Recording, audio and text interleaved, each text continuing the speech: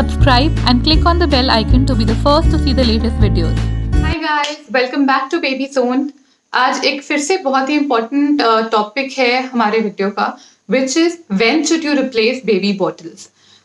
Now आजकल की practical life में आई डोंट थिंक ऐसा कोई भी है जो बेबी को बॉटल फीडिंग नहीं करवा रहा. I am not talking about formula milk और ब्रेस्ट मिल्क.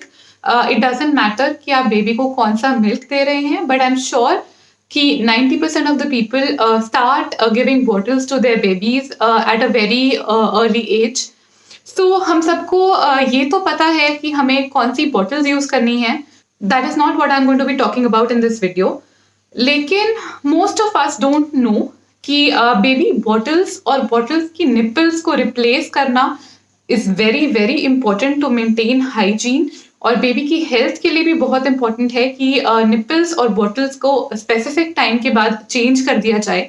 सो इस वीडियो में हम वही डिस्कस करने वाले हैं कि आपको कैसे पता चलेगा कि निपल्स और बॉटल्स को चेंज करने का टाइम हो गया है और बेबी के हाइजीन को मेंटेन करने के लिए ये कब करना चाहिए.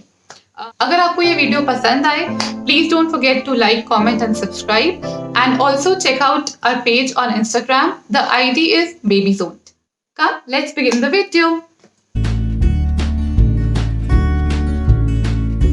So like I said, मैं ये डिस्कस नहीं करूंगी कि आपके बेबी के लिए कौन सी बॉटल्स बेस्ट हैं, ग्लास बॉटल्स या प्लास्टिक बॉटल्स, BPA या नॉन BPA फ्री, कौन से ब्रांड की बॉटल्स, वो सब will keep for another video. इस वीडियो में मैं सिर्फ बात करना चाहती हूँ कि आपको अपने बेबी की बॉटल्स और निपल्स कब रिप्लेस करनी चाहिए और उन्हें रिप्लेस करना क्यों ज़रूरी है. सो सबसे पहले अगर आप एक अच्छे ब्रांड की बॉटल यूज़ कर रहे हैं, most of them have it written on the boxes कि जो बॉटल का निपल है वो कौन से एज के लिए अप्रोप्रिएट है और उसे कितनी देर में रिप्लेस करना चाहिए.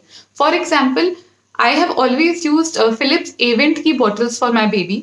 उसके बॉक्स के ऊपर क्लियरली लिखा होता है कि उसका जो निपल है वो कौन से मंथ्स के लिए अप्रोप्रिएट है और उसे कितने मंथ्स के बाद चेंज करना चाहिए. सो बेसिकली बॉटल्स के निपल्स 3 साइजेस में आते हैं, slow flow, medium flow and fast flow. So newborn babies के लिए अप्रॉक्सीमेटली 0 to 3 months के बेबीज के लिए we use slow flow nipples. उसके बाद 3 to 6 months के लिए we have the medium flow nipples and 6 to 12 months के लिए we have the fast flow nipples. So अगर आपकी बेबी ने वो एज क्रॉस कर लिया है जहाँ पे आपको लग रहा है कि उसे नेक्स्ट निपल साइज की जरूरत है, सबसे पहले you need to change your nipples at that month. अब कैसे पता चलेगा कि बेबी नेक्स्ट साइज निपल के लिए रेडी है? अगर आपको लग रहा है कि बेबी बहुत इरिटेट हो रहा है फीड करते समय, या बेबी निपल को बहुत स्ट्रांगली सक कर रहा है, या अगर आपको लग रहा है कि बेबी एक टाइम पे बहुत थोड़ा सा दूध पी रहा है लेकिन बार बार उसे भूख लग रही है, so maybe your baby is ready for the next size nipple. ऐसे में you can buy the nipple of a medium flow और a fast flow and try with your baby. अगर उससे आपको कोई इम्प्रूवमेंट फील होती है, well and good. अगर नहीं, you can continue using the previous size and save the next size nipple for probably a couple of months later. Now let's talk about the general guideline. Ideally, in my experience and what I have done, you should always change the bottle nipples after maximum 3 months, and you should always replace the baby bottles after a maximum of 6 months. So अगर आपकी bottle perfect है, ठीक चल रही है, नहीं टूटी, नहीं खराब हुई, फिर भी आपको अपने बेबी की हाइजीन मेंटेन करने के लिए बॉटल के निपल्स को एवरी 3 months चेंज करना चाहिए और अपनी बॉटल्स को 6 months के बाद चेंज जरूर करना चाहिए. अब ये 3 months और 6 months के अलावा ऐसा क्या क्राइटेरिया है जब आप अपने बेबी के बॉटल्स को रिप्लेस कर दीजिए या निपल्स को रिप्लेस कर दीजिए? एक तो you have to get use to the habit of checking them again and again.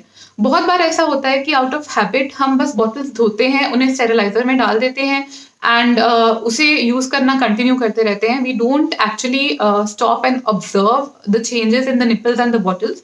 So the first thing is, after every 1 to 2 months you have to check them properly to see if there are any changes, if there are any signs of wear and tear, and that will tell you कि आपको अपने baby के nipples और bottles कब change करने चाहिए. Just to give you a few signs, the first one is discoloration. अगर bottle का या निप्पल का कलर चेंज होने लग गया है, that is the first sign कि आपको निप्पल्स चेंज करने चाहिए.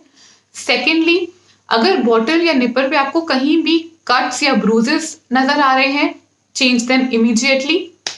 थर्ड, अगर आपको निप्पल स्टिकी फील हो रहा है, you need to change it. Fourth, nipple को अच्छे से प्रेस करने की कोशिश कीजिए। अगर वो अपने ओरिजिनल शेप में वापस आ जाता है, it's fine, but if that doesn't happen, you have to change it. The last criteria is checking the stream of the milk coming out. तो अगर मिल्क थोड़ा थोड़ा करके ड्रॉप्स में बाहर आ रहा है, देन इट्स फाइन। लेकिन अगर वो एकदम स्ट्रीम की तरह बाहर आ रहा है और निप्पल का होल बड़ा हो चुका है, then you have to change it.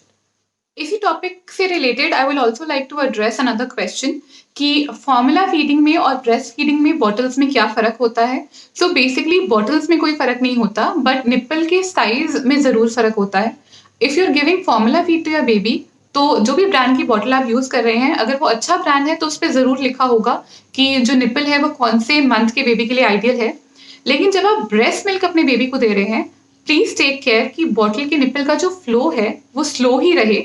The reason being कि जब आपका बेबी आपके ब्रेस्ट से मिल्क सक करता है तो उसे बहुत एफर्ट लगता है उसे मिल्क लेने में। लेकिन अगर आप अपने बेबी को बॉटल ऐसी दे देंगे जिसमें उसे आसानी से मिल्क आ जाएगा, then they might start rejecting your breast milk, which is not good. So always try कि जो बॉटल का फ्लो है और आपकी ब्रेस्ट से मिल्क का फ्लो है वो ऑलमोस्ट सेम रहे। नाउ आई रियली होप ये सारी इन्फॉर्मेशन आपको बहुत हेल्पफुल लगेगी। एंड अगर आपको कोई भी क्वेरीज हैं, please drop them in the comments below.